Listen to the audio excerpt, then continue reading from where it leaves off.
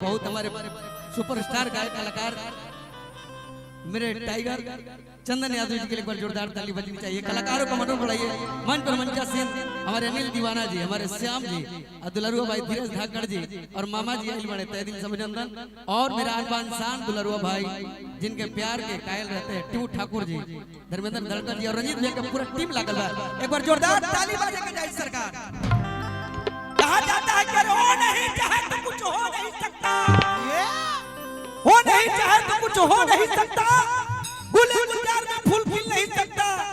आदमी तो आदमी है मेरे यार, उनके मर्जी के बिना पत्ता भी हिल नहीं सकता।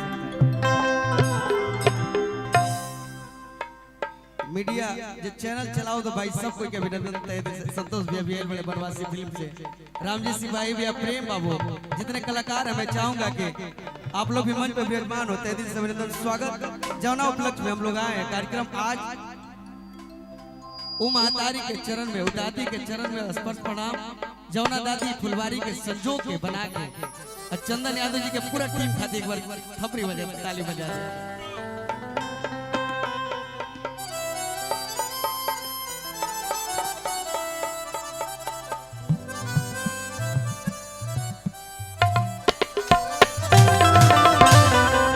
कोनो भी कार्यक्रम के शुरुआत करे से पहले सरकार जी जरा जाने ला माने ला रंजीत भैया, दुनिया में चलचर होकर नपचर होकर थलचर होकर चाहे जितना भी विद्यमान प्राणी होकर सरकार उनके कृपा से कबो साँझ कबो भोर होला, केहू करिया केहू गोर होला, केहू साधु केहू चोर होला और केहू लतखोर केहू चपल चोर होला। ऐसे वाद्यंत्र के सुर के देवी जौना कृपा से हम सन गावत नहीं सर। दो लाइन उनका गाते रहे कर बाद जनो उपलब्ध भाई पाए कहे के भाई कैसे तेरे नाम हो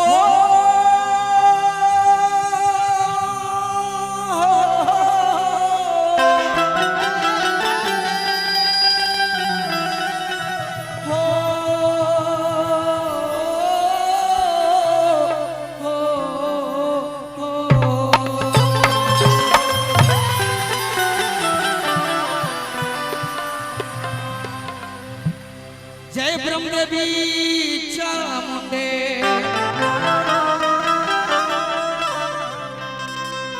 कलाकार के घर में कार्यक्रम तबे होला रंजीत भैया जौना घर के पूरा सदस्य कलाकार होकर आनताज के समय में के कार्यक्रम कर बैठा का सरकार सही की गलती। जय ब्रह्मदेवी चामुंडे जय भूतात हारणी,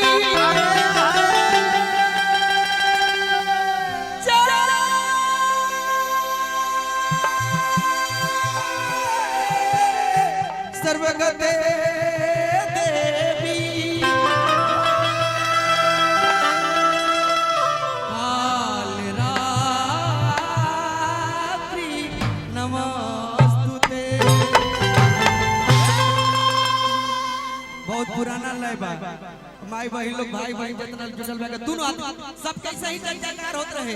मांगती रहे खुशियों की महफिल, हर खुशी सुहानी रहे जिंदगी में। आप सब इतना खुश रहे कि हर खुशी भी आप सबके दीवाने रहे सरकार।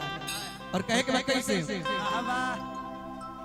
सबके पुराना ले लागल मामा कि भवानी मैया खोली न हो केवा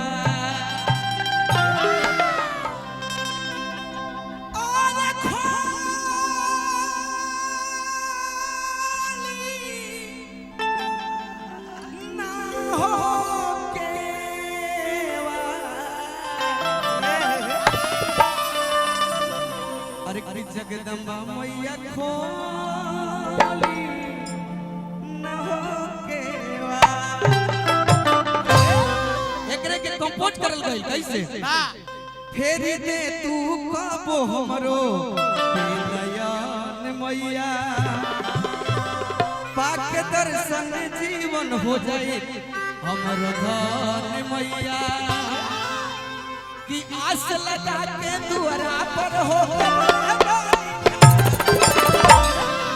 जगरा जगरा हाथ लो तने हाथ उठावे के दिक्कत बका, जगरा मिलल होई हाथ एक बार दोनों हाथ उठावे के, जगरा मिलल होई जबरदस्ती ना।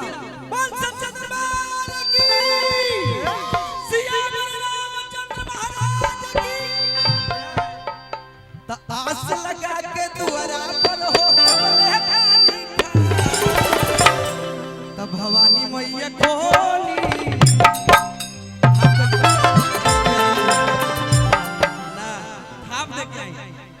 तब भवानी मैया खोली ना हो